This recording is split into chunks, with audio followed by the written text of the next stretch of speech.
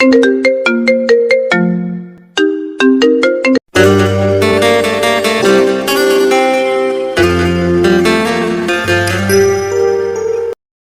নতুন ভালোবাসার গল্প পেতে আমাদের চ্যানেলটি সাবস্ক্রাইব করে পাশে থাকা বেল আইকনে ক্লিক করুন। ধন্যবাদ। রেস্টুরেন্ট ভর্তি মানুষের সামনে ইমরেদ ভাইয়া আমাকে ধুমায় একটা থাপ্পড় মেরে দিয়েছে। আমি গালে হাত দিয়ে চোখ নিচু করে দাঁড়িয়ে আছি, আরেক হাত দিয়ে চোখের জল মুছছি। পুরো নাম আদ্রিস চৌধুরী ইমরেদ। দেখতে মাশাআল্লাহ তাদের বংশের সবচেয়ে সুদর্শন পুরুষ, সাথে লম্বার দিক দিয়েও। বয়স 28 ওনার। অলওয়েজ গম্ভীর মুখের আর ফর্মার লুকে থাকা ওনার অভ্যাস। কথা এত বেশি কম বলে যে সব কথার ওনার হ্যাঁ বা না এর মধ্যেই শেষ। ওনার কথার হেরফের যদি হয় ওনার বাড়িতে, তাহলে তো ওই দিন যুদ্ধ লেগে যায়। দেশের সফল ব্যবসায়ী প্লাস ডাক্তার হওয়ার সুবাদে তিনি বিভিন্ন বিজনেসম্যানদের কাছ থেকে তার মেয়ের জামাই হওয়ার অনেক প্রস্তাবও পেয়েছে। কিন্তু উনি মনে হয় সালমান খানের পথ অনুসরণ করতে চান, অর্থাৎ আজীবন সিঙ্গেল থাকার পণ করে বসে আছেন। আমি ফারা আক্তার নিধি, বয়স 19, এইবার অনার্স প্রথম বর্ষের স্টুডেন্ট।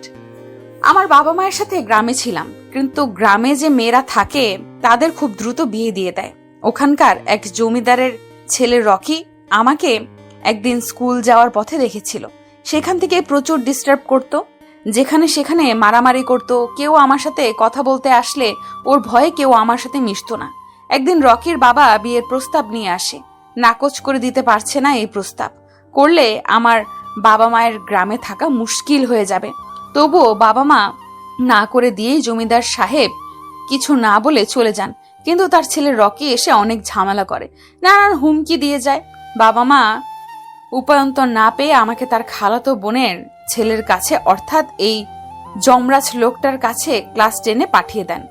পরিচয় তো হলো, এইবার চলুন এত সৃজনশীল থাপ্পড় খাওয়ার রিজনটাও জেনে আসি। ফ্ল্যাশব্যাক।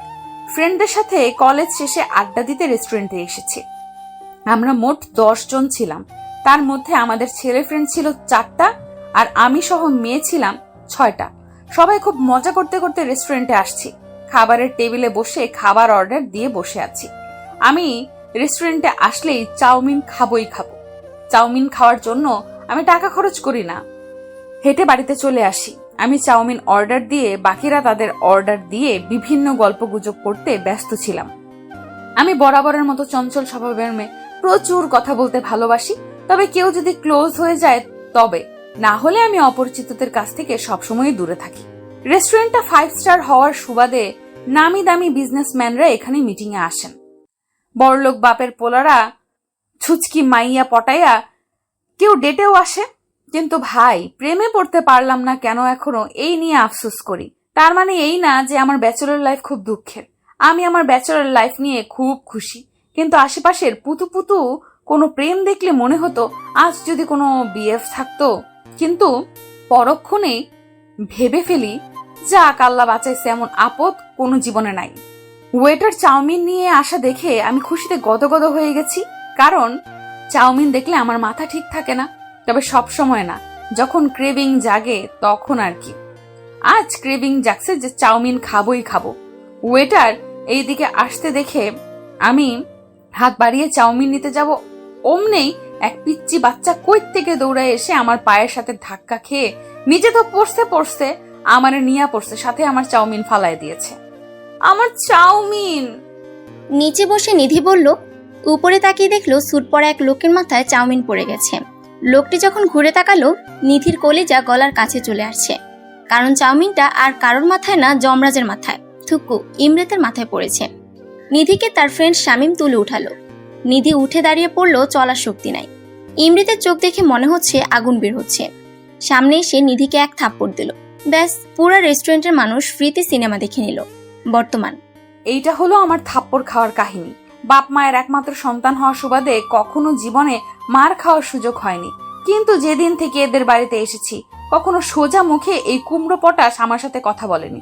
অলওয়েজ রেগে রেগে কথা বলে। মনে হয় ওর কোন পাকা ধানে মই দিয়ে দিয়েছি আমি। একে তো থাপ্পড় খাওয়ার জন্য গালটা ভীষণ জ্বলছে, কান্না আসছে খুব, কেঁদেও যাচ্ছি, চোখও মুছছি। আবার চাউমিন আমার পড়ে গিয়েছে দেখে আরো ভ্যা ভ্যা করে কাঁদতে লেগেছি। বাসায় আসছে নিধি, কিন্তু ভিতরটা ধুকপুক করছে ভীষণ ভাবে। কারণ মার খেয়েছে বাইরে ঠিকই, কিন্তু বাড়ি তো ওনারই। আবারও যদি থাপ্পড় মারে? থাপ্পড়ের কথা মনে হতেই অটোমেটিক গালে হাত চলে গেল নিধির। কোনো রকমে ভিতরে আসলো সে।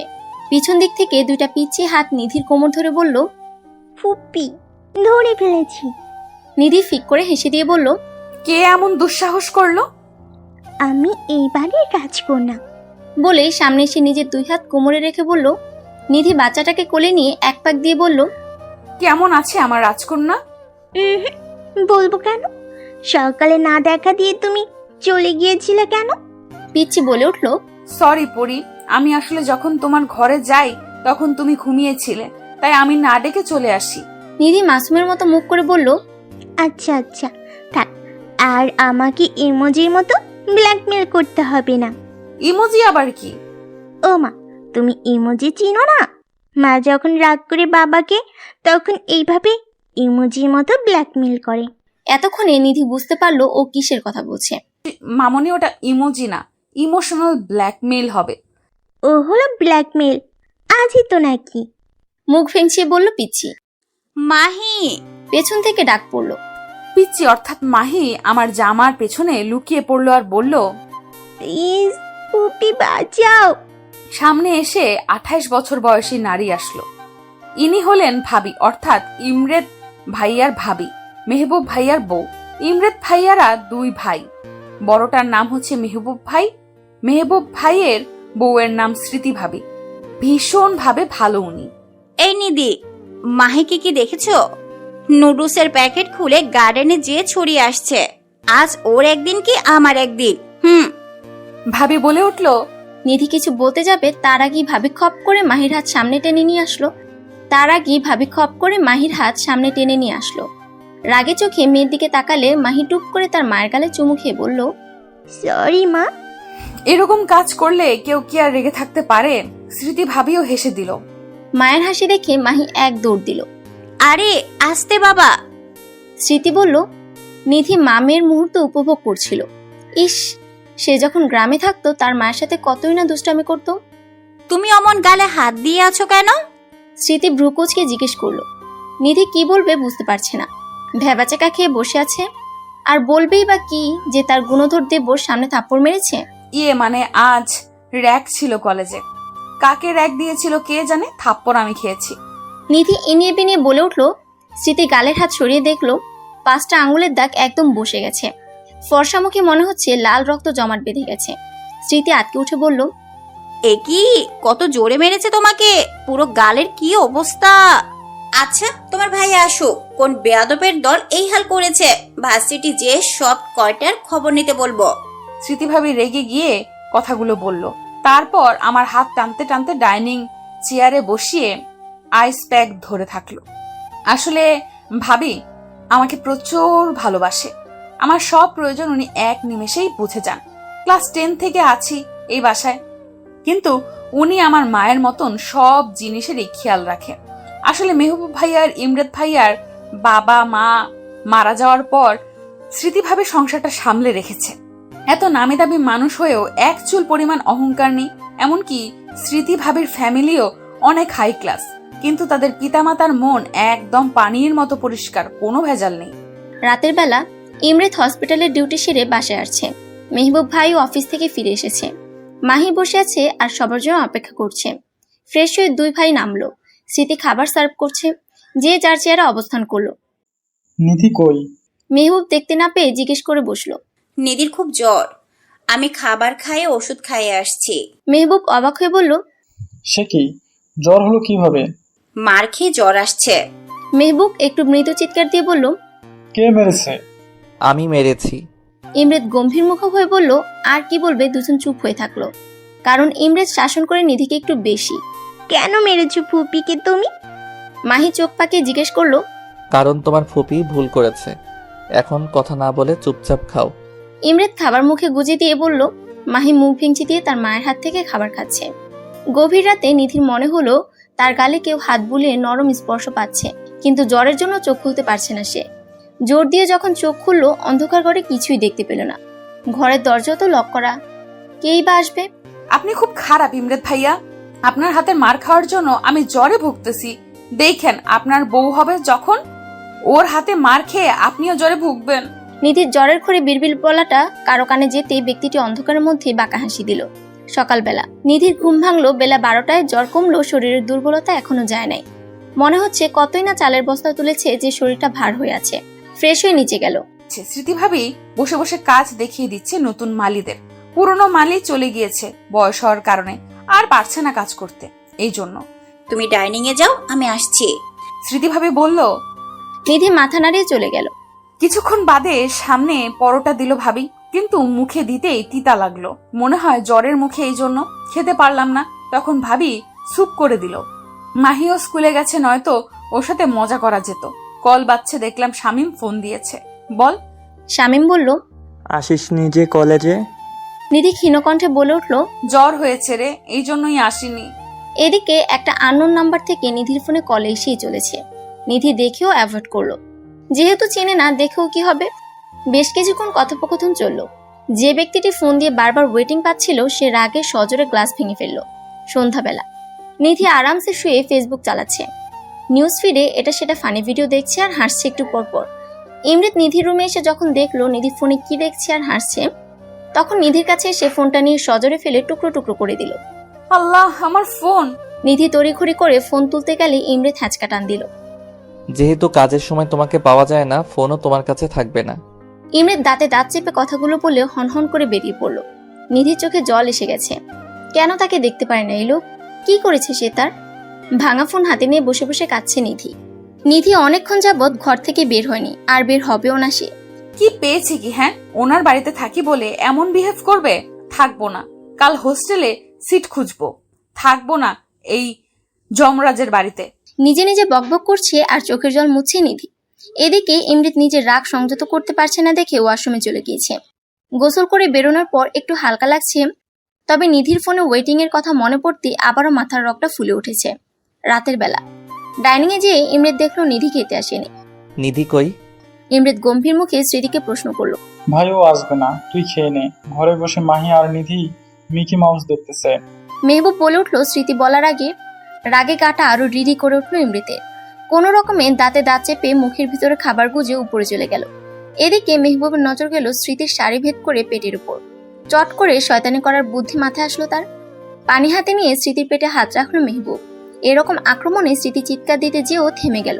বুঝলো বাহিরে আছে, চিৎকার দিলে খারাপ দেখায়। কটমট করে মেহবুবের দিকে তাকালো। সে খুব মনোযোগ দিয়ে চিকেন খাচ্ছে। এদিকে মেহবুব ভিজা হাত সরায়ও না, ভিতর ভিতর পৈশাচিক আনন্দ নিচ্ছে। স্মৃতি টেবিলের নিচ দিয়ে দিল এক গুতা মেহবুবের পায়ে। আহ! মেহবুব ব্যথাতে বলে উঠলো। স্মৃতি দেখলো মেহবুব হাত সরাই দিয়েছে দেখে হাফ ছেড়ে বাঁচলো। আরেকবার এমন করলে তোমার সব কয়টা হাড় ভেঙে দিব আমি। রাগে গিজগিজ করতে করতে ডাইনিং ত্যাগ করলো স্মৃতি। মেহবুব শয়তানি হাসি দিয়ে বলল, লেটস সি বেবি, রুমে যাও, তোমার কপালে কি আছে তখন দেখবে। ইমরাত সার্জারি নিয়ে একটু কথা বলছে অফিসের লোকের সাথে। কাল সকালে একটা বড় অপারেশন করতে হবে তাকে। বড় অপারেশন সব ইমরাত করে, ইমার্জেন্সি ছাড়া যায় না সে হসপিটালে, বাকি সময় ব্যবসায়। লোকজন ভাবে এত ট্যালেন্ট কিভাবে আসে, দুই দিক সামাল দেয়। ইমরাত কথা বলতে বলতে চোখ আটকে গেল সামনের ব্যালকনিতে। সামনের ব্যালকনিতে নিধি ইজি চেয়ারের উপর গুটিসুটি মেরে মাহিকে বুকের উপর রেখে ঘুমিয়ে গেছে। ইমরাত প্রয়োজনীয় কথা শেষ করে মাহির রুমে রওনা দিল। মাহির রুমে গিয়ে ইমরাত দেখলো মাহিকে বুকে চেপে নিধি ঘুমিয়ে আছে। আসলেই কত নিষ্পাপ লাগছে দেখতে তাদের। মাহিকে কোলে নিয়ে ওর বেডে শুয়ে দিল। তারপর নিধির কাছে সে কিছুক্ষণ তাকালো। এই মুখ দেখে আমি আমার বয়সটা ভুলে গেছি।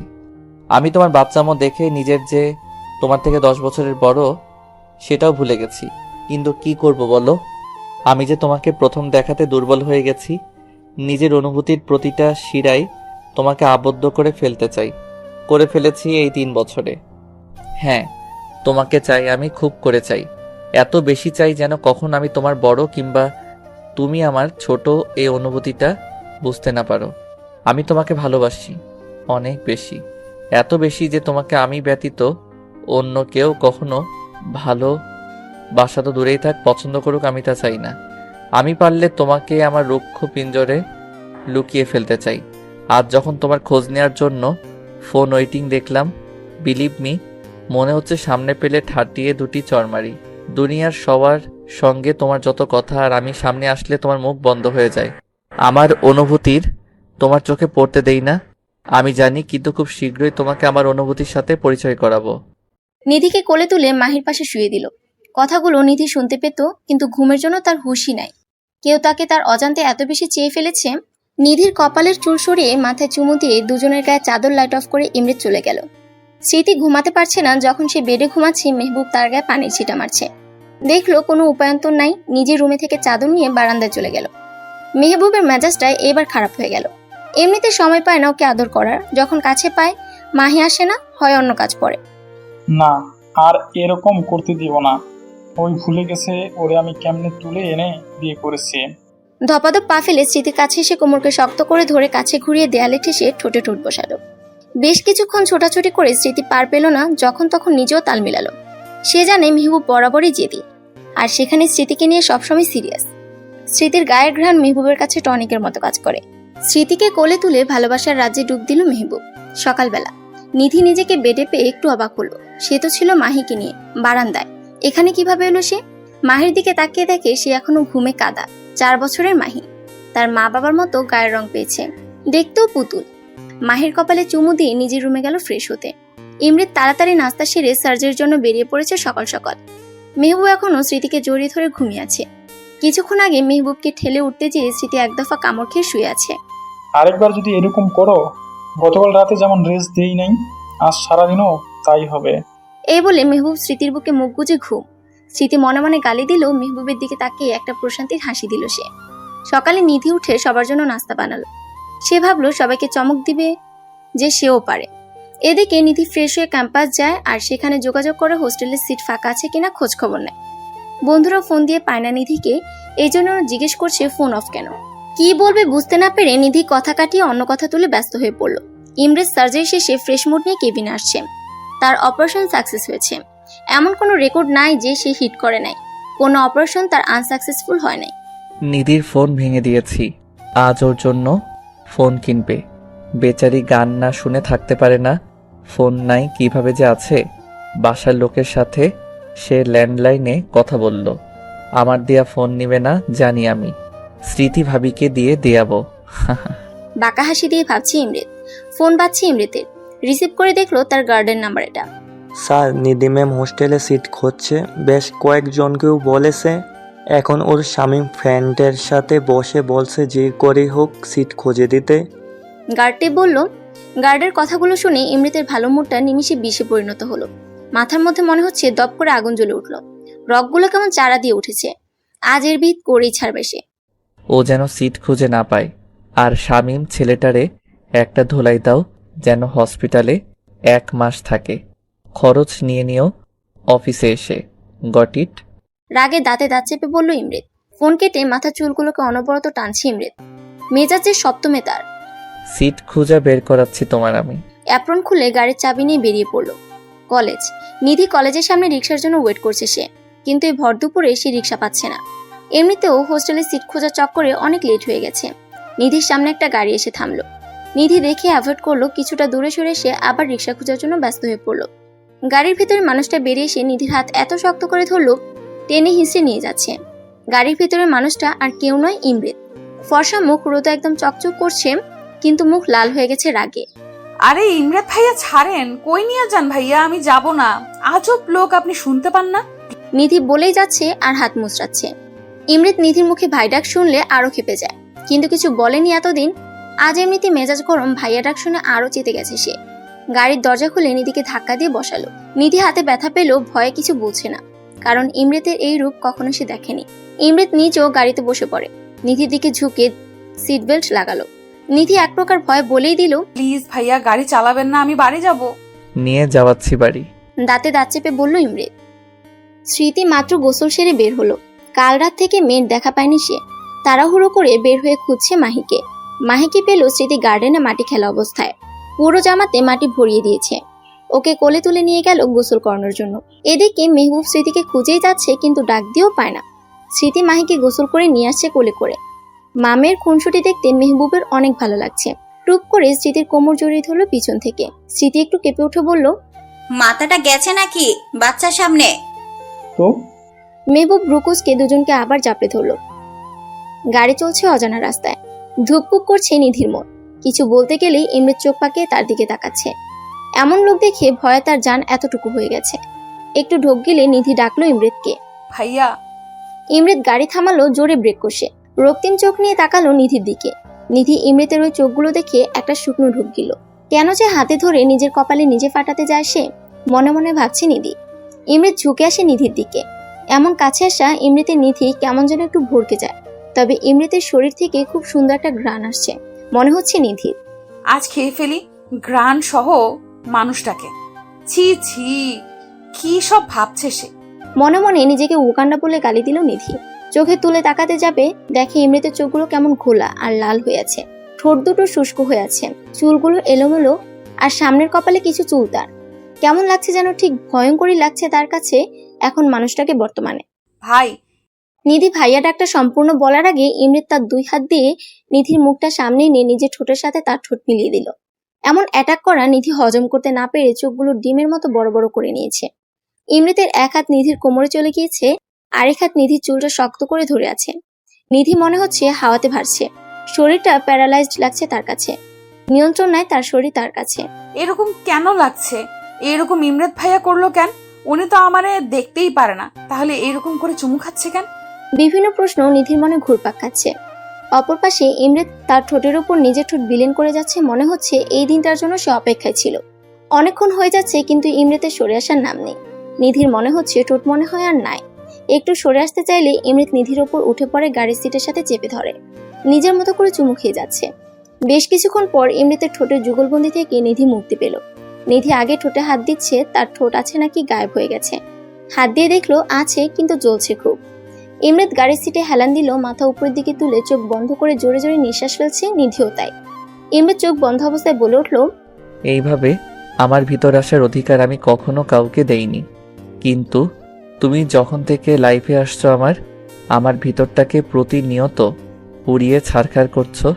এর উত্তর আছে তোমার কাছে? নিধি এই কথা শুনে ভ্যাবলার মতো তাকিয়ে আছে ইমরেতের দিকে। কথাগুলো তার মাথার উপর দিয়ে যাচ্ছে। ইমরেত আবারও বলা শুরু করলো, আমি তো চাইনি তোমাকে ভালোবাসতে। কেন বাধ্য করলে আমার বাসায় এসে আমাকে তোমার মাতাল করা প্রেমে ফেলতে? বলো, কেন করলে? চিৎকার দিয়ে বলল ইমরেত। একে তো ইমরেতের কথা তার মাথার উপর দিয়ে যাচ্ছে, দ্বিতীয়ত ইমরেত যে তাকে ভালোবাসে এটা শুনে মনে হচ্ছে কেউ তাকে 10 তলা থেকে ফেলে দিয়েছে। ইমরেত নিধির কাছে এসে তার ঠোঁটে হাত বুলালো বৃদ্ধাঙ্গুল দিয়ে। নিধি এমন ছোঁয়াতে একটু কেঁপে গিয়ে সরে আসলো। খুব জ্বলছে তাই না বেবি? ইমরেত ঘোর লাগা কণ্ঠে বলছে। বেবি শুনে মনে হচ্ছে নিধি ঝটকা খাইছে। মনে হচ্ছে উড়াধুরা কাটতে পারলে ভালো হতো। ঠোঁটটাকে একটু চেপে ধরলো ইমরেত, জ্বলছে এমনিতে তার উপর চেপে ধরাতে। নিধি আসলে একটু ব্যথা পেয়েছে। এই জ্বলা ব্যথা সহ্য করে নাও, আমি এতদিন সহ্য করে এসেছি। নাও ইয়োর টার্ন। যে দহনে আমি পুড়েছি বা পুড়ছি, এখন আমার এই আক্রমণগুলো দিয়ে তোমাকে মারবো। ইমরেত কথাগুলো বলে ফোনে কাকে যেন কল দিল। কাজ হয়েছে?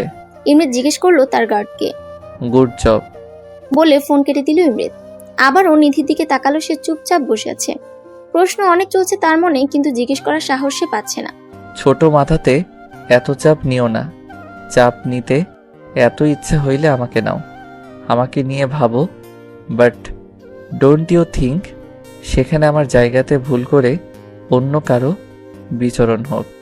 আর ভাইয়া ডাকার এই বোকামিটা নেক্সট টাইম করবা না, আদারওয়াইজ এর থেকে রেজাল্ট খারাপ করে দিব তোমার।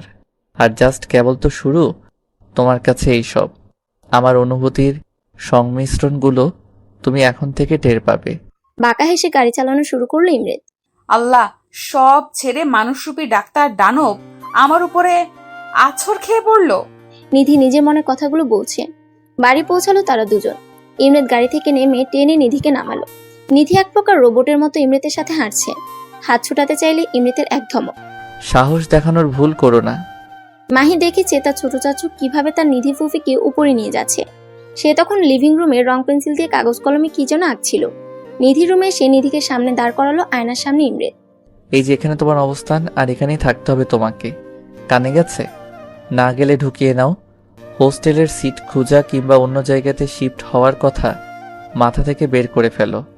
আর মাইন্ড ইট, আমার কথা খেলাপি করলে আমার নেক্সট অপারেশনের শিকার তুমি হবে। You know that I am best in this. Imrit কিছু তেড়া করে কথাগুলো বলল। আর ওইসব সো কল্ড ছেলের বন্ধুদের সাথে মিশা বন্ধ। আর কারো পাশে যদি বসতে দেখি অবস্থা খারাপ করতে 0 সেকেন্ড ভাববো না আমি। ইমৃত কথাগুলো বলা শেষে নিধির বাম হাতে একটা কামড় দিয়ে চলে গেল। নিধি হাত চেপে ধরে বলল, আস্ত একটা সার্জার ডাক্তার রাক্ষস। ইমৃত দরজা থেকে হালকা মুখ করে বের করে বলল, অনলি ফর ইউ বেবি। নিধি মুখে হাত দিল, সাথে সাথে ইমৃত চোখ টিপ দিয়ে চলে গেল। নিধি গোসল সেরে অনেকক্ষণ আগে থেকে ঘরে বসে আছে, দরজা লক করে।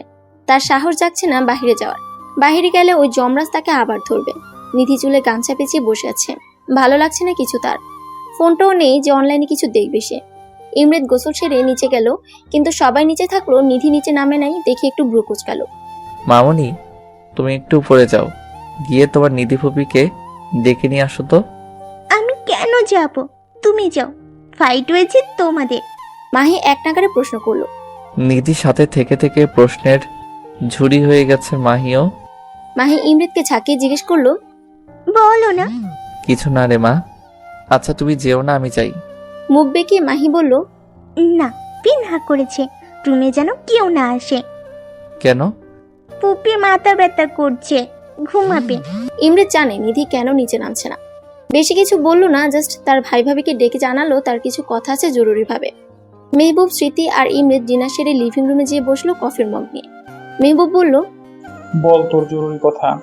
ইমৃত পায়ের উপর পা তুলে কফির মগে চুমুক দিয়ে বলল, ভাইয়া, নিধি হোস্টেলের সিট খুঁজতে বেরিয়েছিল। সে কি? কেন? স্মৃতি একটু জোরে বলল। আসতে। মেহবুব বলে উঠলো। স্মৃতি দমে গেল, চোখে ইশারায় নানান প্রশ্ন ঘুরপাক খাচ্ছে ইমৃতের। আমি ওর ফোন ভেঙে দিয়েছি এই জন্য, এর আগের দিন থাপ্পড় মেরেছিলাম ওই জন্য। ইমৃত আরামসে কথাগুলো বলল। রিজন?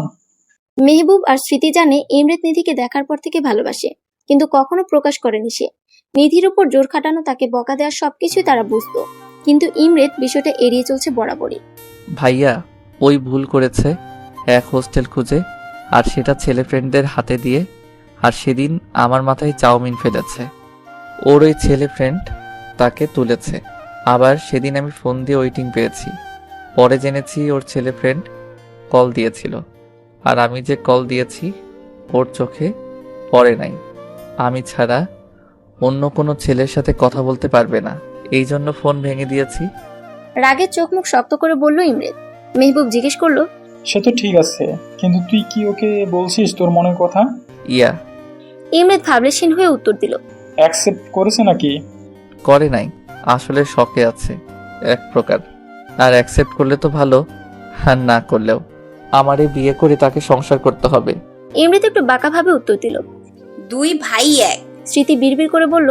মেহবুব ঠিকই শুনতে পেয়েছে স্মৃতির কথা। স্মৃতির দিকে তাকাতে সে ভেঙচি দিল। মেহবুব বাঁকা হাসি দিল, ইশারায় বোঝালো ঘরে যে খবর আছে তার। ভাবি, এইটা ফোন ওর জন্য নিয়েছি, তুমি দিয়ে দিও, আমি দিলে কাহিনী করবে। স্মৃতির হাতে ইমৃত ফোন দিয়ে উপরে চলে গেল নিধির রুমে। মেহবুব স্মৃতিকে কোলে তুলে নিজের ঘরের পথে রওনা দিল। আরে, আবার কোলে নিয়েছো তুমি? বাড়িতে দেখে নিলে কে কি ভাববে? স্মৃতি এভাবে নানান কথা বলছিল, মেহবুব নিজের ঠোঁট দিয়ে স্মৃতির মুখ বন্ধ করে দিল। ইমৃত নিধির রুমে যেয়ে দেখে সে বারান্দাতে দাঁড়িয়ে আকাশের দিকে তাকিয়েছে স্থির দৃষ্টিতে। তার মানে সে এখনো ঘুমায়নি। ইমৃত পেছন থেকে নিধিকে ধরলে নিধি ভয় পেয়ে এক লাফে ইমৃতের থেকে দুই হাত দূরে সরে গেল। ইমৃত ভ্রু উঁচিয়ে জিজ্ঞেস করলো, এনিথিং রং? নিধি মুখ ঘুরিয়ে নিল। আপাতত এখান থেকে কেটে পড়তে পারলে ভালো হবে। এই মানুষটার সাথে কথা বলতে ভাল লাগে না। কাম। ইমৃত হাত দিয়ে কাছে ডাকছে নিধিকে। নিধি মুখ উঁচিয়ে ভেঙচি দিল যে সে যাবে না। ইমৃত কটমট করে তাকালেও নিধির নজর স্থির তার নিজের পায়ের দিকে। ইমৃত কাছে যেয়ে নিধির কোমর চেপে উপরে তুলল। নিধি হকচকিয়ে টাল সামলানোর জন্য ইমৃতের টি শার্টের গলা ধরে আছে। এক কথা তো একেবারে কানে যায় না তোমার, তাই না? ইমৃত রেগে জিজ্ঞেস করলো, আপনি যখন তখন এইভাবে কাছে আসেন কেন? একটু নামান আমাকে। নিধি বলল, আমি সব সময় নিজের মর্জিতে চলি, এটা হয়তো তুমি এতদিনে বুঝে গেছো। ইমৃত ভ্রুকুসকে জিজ্ঞেস করলো, মাহি চলে আসবে প্লিজ ভাইয়া, ওর ঘুমানোর টাইমও হয়ে এসেছে। নিধি ভয়ে ভয়ে বলল, তো দেখবে তার চাচ্চু আর ফুপি কিভাবে রোম্যান্স করছে। নিধির কানের মুখ নিয়ে কথাগুলো বলল। নিধি এরকম নিঃশ্বাসের সাথে লড়াই করার ক্ষমতা নেই তার। কেমন যেন কুঁচকে গেল ইমৃতের বুকের মধ্যে। ইমৃত আরেকটু শক্ত করে নিধির কোমরটা ধরল। নিচে আসো নাই কেন? তুমি জানো না আমি তোমার জন্য অপেক্ষা করব? ইমৃত একটু ঘোর লাগা কণ্ঠে কথাগুলো বলছে। আপনি ছিলেন যে এই জন্য যাইনি। নিধি মুখ ভেঙচে কথাগুলো বলল। ইমরিতের দিকে তাকিয়ে সে বুঝতে পারলো ভুল সময়ে ভুল উত্তর দিয়ে ফেলেছে। সাথে সাথে মুখে হাত দিল। ইমরিত নিধির মুখ থেকে তার হাতটা সরালো, ঠোঁটে হালকা স্পর্শ দিল। নিধির মনে হচ্ছে কেউ গলাটা চেপে ধরে আছে। ভালোবাসি খুব বেশি তোমায়। ইমরিত ঘোর লাগানো কণ্ঠে অস্ফুট স্বরে বলে উঠল। ফুপি, মাহির চিৎকারে দুজনে দুই দিকে ছিটকে পড়ল। নিধি বুকে ফু দিচ্ছে নিজের, আর ইমরিত নিধির ধাক্কা খাওয়াতে একটু রেগে কিছু বলতে যাবে, তার আগে আবারও আওয়াজ। কই তুমি ফুপি? আমি ঘুমাবো, ভয় লাগে তো। মাহি বলছে। নিধি তড়িৎ গতিতে মাহির কাছে গেল আর কোলে তুলে নিল ওকে। নিজেরে ভাতিজি দেখি, চাচুর প্রেমের কাবাবে হাড্ডি হচ্ছে। বিয়ে হলে দেখা যাবে নিধি মাহিকে নিয়ে ঘুমাবে বাসর ঘরে। ইমরিত নিজে নিজে বলল। ইমরিত যাওয়ার সময় নিধিকে শাসিয়ে গেল যে আরেকবার হাতের কাছে পড়লে খবর আছে। সকালবেলা সবাই ডাইনিং এ নাস্তা খাচ্ছিল, এমন সময় উপস্থিত হলো নিধির বাবা মা। নিধি ওর বাবা মাকে দেখে তাদের জড়িয়ে ধরল। অনেকদিন পর দেখে মনে হচ্ছে কেঁদে দিয়েছে। ঈদে যেতে পারে না ও জমিদারের ছেলের জন্য। কেমন আছিস? নিধির মা জিজ্ঞেস করলো। ভালো, তোমাদের দেখে অনেক ভালো হয়ে গেছি। নিধি ওর মাকে বলল। এইভাবে নানান কথা হচ্ছিল। ইমরিত নিধির এমন খুশি মুখ দেখতে চেয়েছিল, কিন্তু বুকের কোণে কোথাও যেন মনে হচ্ছে ব্যথা হচ্ছে। তার চিন্তা নিধির বাবা মা এসেছে, এখন যদি নিধিকে নিয়ে চলে যায় সে তো থাকতে পারবে না নিধিকে ছাড়া। নিঃশ্বাসটা আটকে আসছে গলার কাছে ইমরিতের। নিধির বাবা মা এখানে এসেছে কারণ নিধির বাবা সরকারি কাজ আটকে পড়ে আছে, সেটা দেখতে এসেছে। নিধি ওর মাকে বলল। মা, আমি বাড়ি যাব তোমাদের সাথে। ইমরিত কটমট করে তাকালো। নিধি ওর মায়ের পিছে একটু মুখ লুকালো। স্মৃতি ইশারায় ইমরিতকে শান্ত হতে বলে। কেন, আমার বোনের কি এখানে ভালো লাগছে না? মেহবুব জিজ্ঞেস করলো নিধিকে। নিধি মুচকে হাসলো। ইমরিত উপরে গেল, কিছুক্ষণ পর নিধিকে ডাকলো। আমার কফি কই নিধি? ইমরিত বলল, সকালে প্রতিদিন ইমরিতকে কফি দেয়া নিধির কাজ। আসলে নিধি আসার পর এখানে নিধি ইমরেদকে কফি দেয় আন্টি। স্মৃতি ইমরিতের রাগ সম্পর্কে অভিজ্ঞত, সে কেন ডাকছে নিধিকে এখন ভালো মতো বুঝেছে। এখন নিধি না উঠলে যে তাণ্ডব করবে সেটা বুঝতে পেরেছে, তাই কথাগুলো বলল। যা দিয়ে আয় কফি, ইমরেদ বাবা চাইছে। নিধির বাবা উত্তর দিল। নিধি দেখলো উপায়ন্তর নেই, তখন ভয়ে ভয়ে কফি বানিয়ে ইমরিতের ঘরে রওনা দিল। নিজের বুকে ফু দিল যেন যমরাজ তার জমগিরি না তুলে। স্মৃতি, মেহবুব, রফিক এবং রুবা সবাই নিচে কথা বলছে। মাহি বসে আছে নিধির মায়ের কোলে। মেহবুব বলে উঠল। আসলে আঙ্কেল, আপনার সাথে একটু জরুরি কথা ছিল। নিধির বাবা চায়ের কাপ টেবিলে রেখে বলল। হ্যাঁ বাবা, বলো। নিধির বিয়ে শাদীর কথা কি কিছু ভাবছেন? নিধির বাবা একটু চিন্তিত স্বরে বলল। আসলে বাবা, বিয়ের প্রস্তাব তো অনেক আসছে, কিন্তু জমিদারের ছেলের জন্য সবগুলো ভেঙে যাচ্ছে। যে প্রস্তাব দিচ্ছে সেই পরিবারকে মারার হুমকি দিয়ে আসছে সে। নিধির মা হতাশ সুরে বলল। না জানি আমার মেয়েটার কপালে কি আছে। নিধির বিয়ে আমি আমার ভাই ইমরেতের সাথে দিতে চাই। মেহবুবের সোজা সাপটা উত্তর। নিধির বাবা মা প্রস্তাবটা শুনে ভরকে গেল। তাদের অত সামর্থ্য নাই যে বড় ঘরে মেয়ে দিবে। চৌধুরী পরিবার এই শহরের সবচেয়ে ধনী পরিবার, সেটা লোকমুখে শোনা যায়। এই প্রস্তাবে তারা যে অপ্রস্তুত হয়েছে স্মৃতি সেটা বুঝতে পেরেছে। আঙ্কেল, আমাদের ইমরেদ খুবই ভালো। সে নিধিকে সেই 4 বছর থেকে ভালোবাসে। সে এখানে আসার পর ইমরেদের মধ্যে আমরা যতটা চেঞ্জ দেখতে পাই তা কখনো দেখিনি। আপনি ভাববেন না আমরা জোর করছি। ইমরেদ নিধিকে নিয়ে কতটা দুর্বল আমরা দেখতে পাই সেটা। আর নিধিকে প্রচন্ড ভালোবাসে। নিধিকে ছাড়া সে যে অন্য কাউকে এখনো পর্যন্ত বিয়ে করতেও চায় না। বিয়ে নামক শব্দ শুনলে রেগে যায় সে। নিধিকে আমরা আমাদের বাড়ির ছোট পুত্রবধূ হিসাবে চাই আঙ্কেল। স্মৃতি নিধির মায়ের হাত ধরে কথাগুলো বলল। নিধির বাবা মায়ের মনে হচ্ছে আকাশের চাঁদ হাতে পেল, সেই সাথে সৎপাত্র নিজের মেয়ের জন্য পেল। বুক থেকে অনেক বড় একটা পাথর যেন মনে হলো সরে গেল তাদের। নিধির বাবা মাও কথা পাকা করে দিল যে ইমরিতের সাথে নিধির বিয়ে দিবে। মেহবুব স্মৃতির দিকে তাকিয়ে চোখ টিপ দিল। স্মৃতি বাচারি লজ্জা পেয়ে মিষ্টি আনতে গেল। তাদের মধ্যে এই কথা হলো নিধির প্রথম বর্ষ পরীক্ষা শেষে বিয়ে দিবে দুজনে। ততদিন কথাটা নিধির অজানা থাকুক, অহেতুক চাপ নিয়ে পরীক্ষা খারাপ করুক তার দরকার নেই। ইমরিতের রুমে নিধি কফি নিয়ে গেছে। রুমে নক করলো, কিন্তু রেসপন্স না আসাতেই ফিরে আসতে গেলে নিধিকে টেনে ইমরিত রুমের ভিতরে নিয়ে দরজা লক করে দিল। এইভাবে হ্যাচকা টান পড়াতে নিধির হাত থেকে কফির মগ পড়ে ভেঙে গেছে। নিধি মুখ না তুলে কফির মগের দিকে তাকিয়ে কথাগুলো বলল। আরে দিলে তো মগটা ভেঙে। ইমরিতের সারা শব্দ না পেয়ে নিধি যখন মুখ তুলে উপরে তাকালো তখন ইমরিতের মুখটার দিকে তাকালো। ইমরিতের মুখ দেখে সে ভীষণ ভয় পেয়ে গেল। ইমরিতের মুখ ভীষণ লাল, দেখি মনে হচ্ছে মাথায় খুন চেপে আছে তার। ইমরিতকে এইভাবে দেখে নিধির ভয়ে হাত পা ঠান্ডা হয়ে আসছে, সরতে পারছে না। ইমরিত চিৎকার দিয়ে বলছে। সাহস কি করে হয় তোমার বাড়ি যাওয়ার নাম নেয়ার? আমি যে না করেছিলাম তুমি শুনতে পাওনি? আমি যে তোমাকে ছাড়া কিছু ভাবতে পারি না, থাকতে পারি না, এটা কি বোঝো না তুমি? নিধি তোতলাতে তোতলাতে বলল, দেখুন। কি দেখবো বলো, বলো কি দেখবো? আরো জোরে চিৎকার করে বলছে ইমরেত। ভাগ্যিস বড়লোক ইমরেতের রুমের দরজা সাউন্ড প্রুফ। ভয়ে ভয়ে বলল নিধি। আমি কি আমার বাবা মায়ের বাড়ি যেতে পারি না? আবারও চিল্লিয়ে বলছে ইমরেত। না পারো না তুমি। তুমি বিহীন আমার শ্বাসটা যে আটকে আসে, এটা কি বোঝো না তুমি? আপনি আমার উপরে এইভাবে অধিকার দেখাতে পারেন না। অধিকার? অধিকার চিনাস তুই আমারে?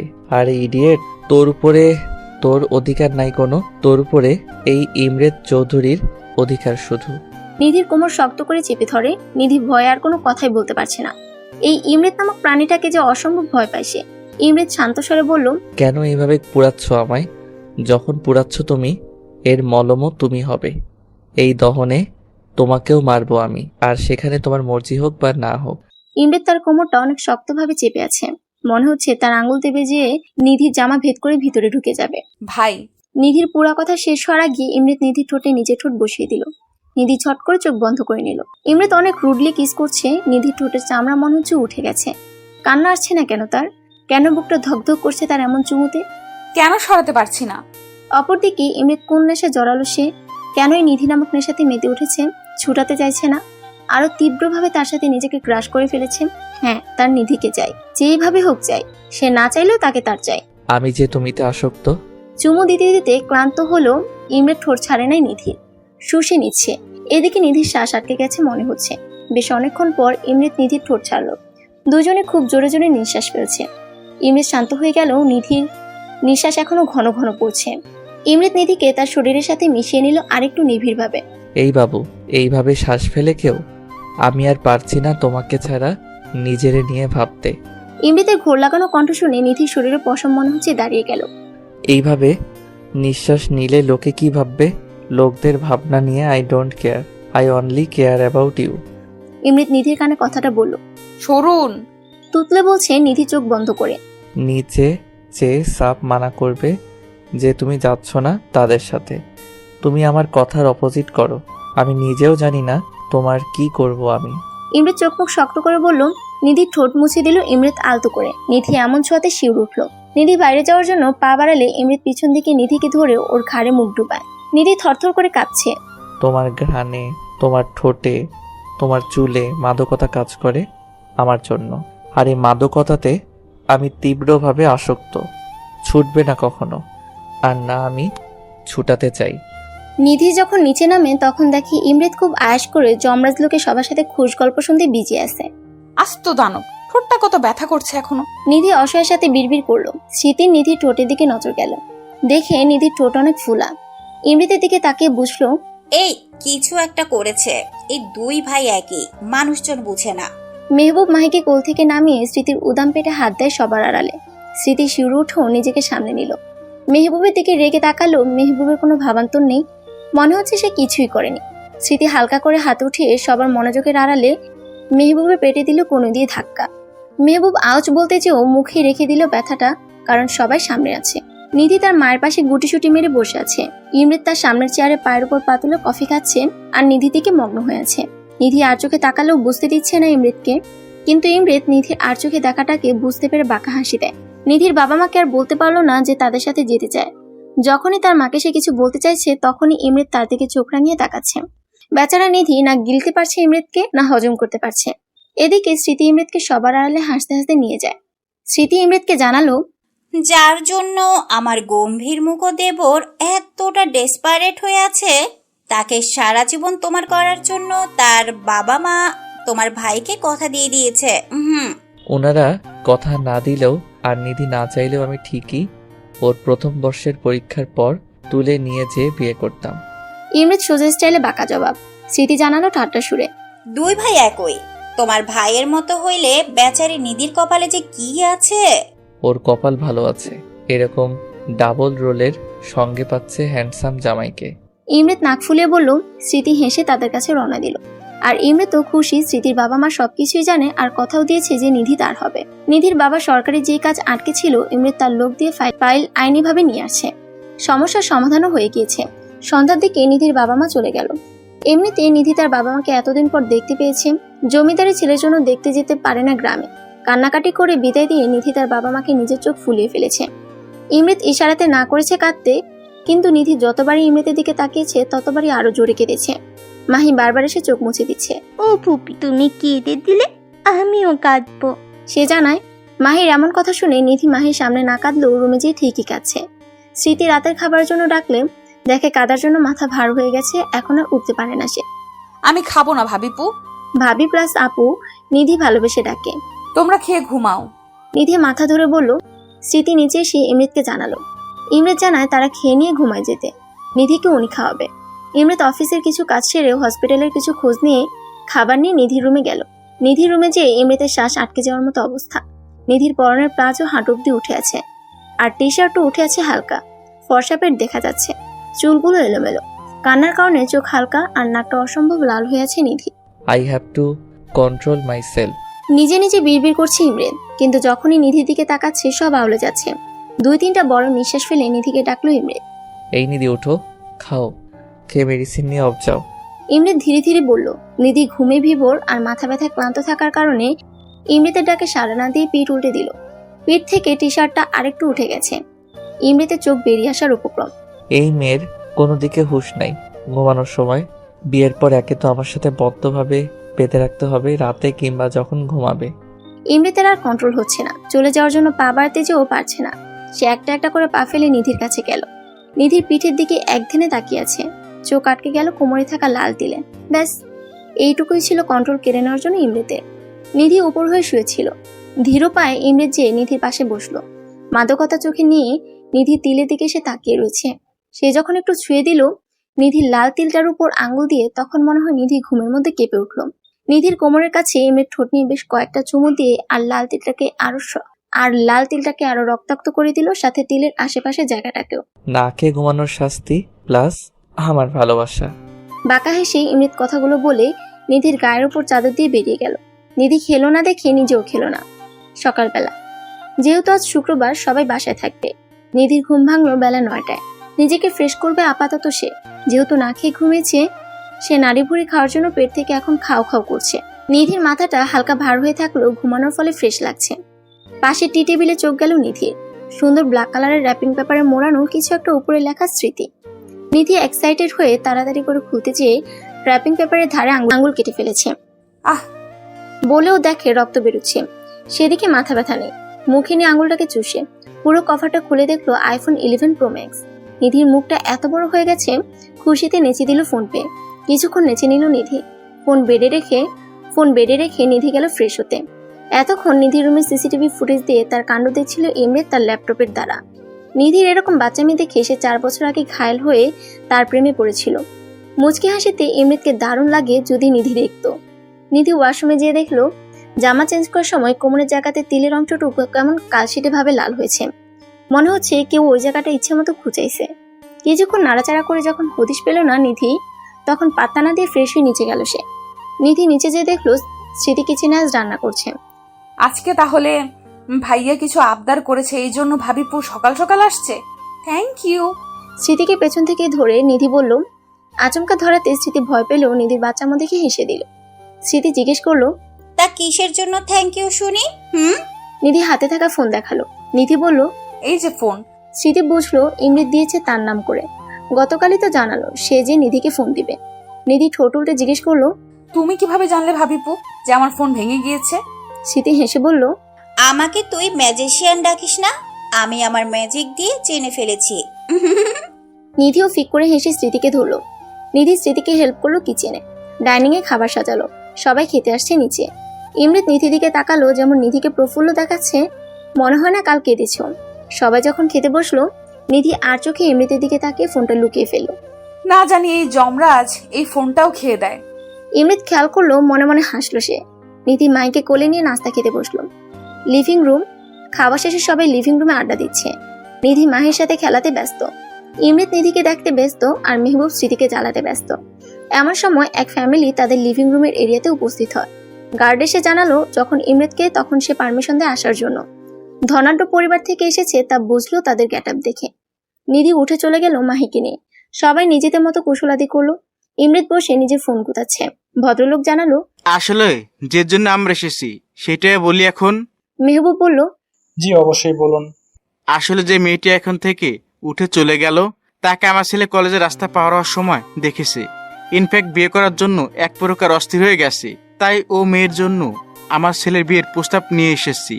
আমার ছেলে আসতে চেয়েছিল, কিন্তু ওর জরুরি বাইরে যাওয়া লাগবে, এর জন্য আসতে পারেনি। নিধিকে মিন করাতেই ইমরিত তখনই চোখ তুলে তাকিয়েছিল। যখন পুরো কথা শুনলো তখন রেগে আগুন হয়ে গেছে, চোখটাও লাল হয়ে গেছে। মেহবুব আর স্মৃতি একে অপরের মুখ চাওয়াচাই করছে আর ইমরিতের দিকে তাকাচ্ছে। Living room. ইমরিত তার হাত মুঠো করে বসে আছে কপালে ভর দিয়ে, মেজাজ তার সপ্তমে উঠে আছে।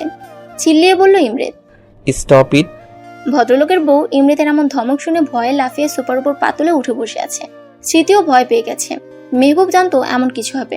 সে তার ভাইকে বলল, রিল্যাক্স ছোট, ঠান্ডা মাথায় কথা বল। দাঁত মুখ খিচে জবাব দিল ইমরিত। কিভাবে শান্ত হয়ে উত্তর দিব? ওনারা কাকে নিয়ে কথা বলছেন, কার জন্য প্রস্তাব এনেছেন? I know but they are not aware of this ভাই। আরো চিল্লিয়ে বলল Imrit. I don't care, please say them to leave from here. ভদ্রলোকের বউ জিজ্ঞেস করছে তার স্বামীকে। ওগো, এই ছেলে কি পাগল হয়ে গেছে? এমন চিল্লিয়ে উঠছে কেন একটু পর পর? ভদ্রলোক বিরক্তিকর সুরে বলল। চুপ করো তো। স্মৃতি এসেও ইমরিতকে সান্ত্বনা দিচ্ছে যে চুপ করতে। ইমরিত চিল্লিয়ে বলছে, এই আপনারা এখনো বসে আছেন, উঠে যান এখান থেকে। এমন চিল্লাফাল্লা শুনে মাহিকে ঘরে বসে আসলো কার্টুনের চ্যানেল দিয়ে আর নিজে নেমে আসলো নিচে। নিধিকে নিচে দেখি ইমরিত মনে হচ্ছে আরো খেপে গেছে। ইমরিত নিধির কাছে সে জোরে জোরে কথাগুলো বলল। এই তুমি নিচে নামছো কি জন্য? পা বেশি বড় হয়ে গেছে? সৌন্দর্য দেখাও সবাই রে। আরে এই লোক পাগল হয়ে গেল নাকি? আমি আবার কি করলাম? মনে মনে ভাবছে নিধি। স্মৃতি এসে বলল, নিধি তুই উপরে যা বোন। নিধি অবাক হয়ে বলল, কি হয়েছে বলবা তো? এমন করছো কেন সবাই তোমরা? তোমার সবকিছু এত জানার শখ কেন? যেতে বলছে যেতে পারছো না নাকি? নিজে যে সুন্দরী এইটা নেচে গিয়ে সবাইকে দেখাতে হবে, এইটা কথা কারো শুনো না? একটা কথা কারো শুনো না? যত বড় হচ্ছ তত বেশি বুদ্ধি হাঁটুর কাছে যাচ্ছে। এত বেয়াদব কেন তুমি? কলেজে কি পড়তে যাও নাকি ছেলেদের নিজের রূপ দেখাতে যাও যে বাসায় প্রস্তাব আসে তোমার জন্য? ভদ্রমহিলা বিরক্তি সুরে বলল। আচ্ছা, পাগলের ফ্যামিলির ছেলে আমার মেয়ে পছন্দ করলো? ইমরিত তাদের দিকে ঘুরে জোরে চিল্লিয়ে বলল, ইউ শাট ইউর মাউথ। আমার বাসায় আমার বউয়ের জন্য প্রস্তাব আনেন? আপনার সাহস তো কম না? বেরোন এখান থেকে, আউট। ভদ্রলোক তার বউকে নিয়ে সুরসুর করে বেরিয়ে গেল। হ্যাঁ, তুমি ছেলেদের সাথে এত মেলামেশা কেন? নিজে যে মেয়ে সেইটা কি ভুলে যাও? কতবার না করেছি মিশতে, বলো কতবার? আসলে আমারই ভুল হয়েছে, এমন অল্প বয়স্ক মেয়েকে আমি ভালোবেসেছি। মাথায় একটু বুদ্ধি নাই, ঢ্যাং ঢ্যাং করে নিচে নেমে চলে এসেছে। ইমরিত নিধির বাহু ধরে কথাগুলো বলছে। নিধির চোখ দিয়ে গলগল করে পানি পড়ছে। এতগুলো কথা সে প্রথম শুনল ইমরিতের থেকে। হ্যাঁ, সে জানে ইমরিত তাকে দেখতে পায় না, কিন্তু তার মানে তাকে নিয়ে এত তিক্ততা? ছেলে বন্ধু কই তার, যে দুইটার সাথে কথা বলে তাদের অলরেডি গফ আছে, দুজনকে ভাই হিসেবে দেখে। যারা বিয়ের প্রস্তাব নিয়ে এসেছে এখানে তার কি দোষ? মানছে সে একটু কম বুদ্ধির মেয়ে, তাই বলে এত কথা শোনাবে তাকে? কয়দিন আগে সে না প্রেম নিবেদন করলো, তাকে নিয়ে সেও কিছু কিছু ভাবতে শুরু করেছিল। সব কি মোহ ছিল? নিধি মনে হচ্ছে আর দাঁড়িয়ে থাকতে পারছে না। ইমরেদ কুল ডাউন, অনেক বলে ফেলেছো। স্মৃতি আর কিছু বলতে যাবে, তার আগে ইমরেদ বাধা দিল। ওকে বলো আমার চোখের সামনে থেকে চলে যেতে, আমি নিতে পারছি না ওকে আর। ইমরেদ কড়াভাবে বলল। স্মৃতির বিস্ময় হয়ে তাকিয়ে আছে যে রাগের শিকার হয়ে ইমরেদ নিধিকে যত কথা শোনালো এর ফলে না তাকে পস্তাতে হয়। নিধির মনে হচ্ছে সে আকাশ থেকে পড়েছে ইমরেদের এই বিহেভিয়ার দেখে।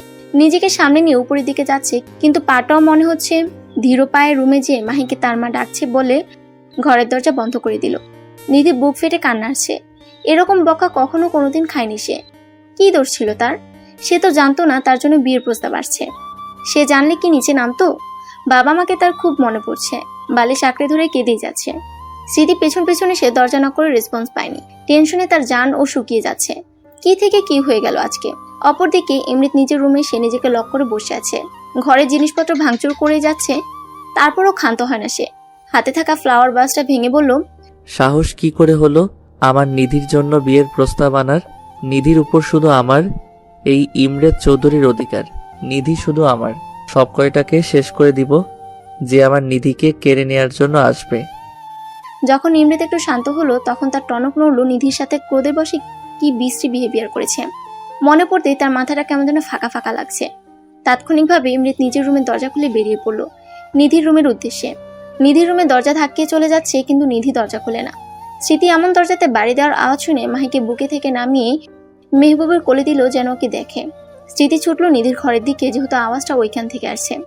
স্মৃতি এসে ইমৃতকে জিজ্ঞেস করলো, কি করছো কি এখন তুমি? দেখো না ভাবি, নিধি দরজা খুলছে না। এই নিধি, দরজা খুলো। দিল আরেকটা বাড়ি। স্মৃতি বলল, ও খুলবে না, আর ও না করেছে যেন কেউ বিরক্ত না করে। তুমি তো চেয়েছিলে যেন ও তোমার সামনে না আসে। তো ভাবি প্লিজ, তুমিও জানো আমি রাগের মধ্যে বলেছি, রাগ উঠলে হুঁশ থাকে না। আর ও বললেই হলো দরজা খুলবে না। এই খুলো, লাস্ট বার বলছি। তখন না হয় রেগে বলেছি, এখন কিন্তু সত্যি সত্যি তোমার কানের নিচে চটকানা পড়বে একটা। ইমৃত চিল্লিয়ে বলছে, কাম উইথ মি। ইমৃতের হাত ধরে স্মৃতি টেনে নিয়ে গেল ডাইনিং এ। ইমৃতের সামনে পানির গ্লাস ধরল স্মৃতি।